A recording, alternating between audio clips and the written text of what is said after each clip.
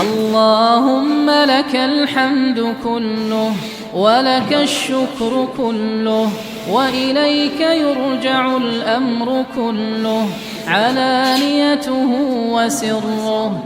أهل أنت أن تعبد، أهل أنت أن تحمد، لا إله إلا أنت سبحانك إنا كنا من الظالمين.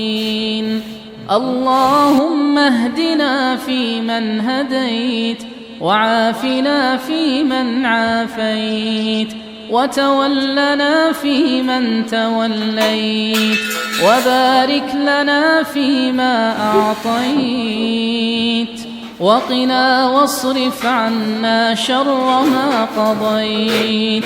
إنك تقضي ولا يقضى عليك، إنه لا يذل من واليت ولا يعز من عاديت، تباركت ربنا وتعاليت. اللهم اجعل القرآن العظيم ربيع قلوبنا ونور صدورنا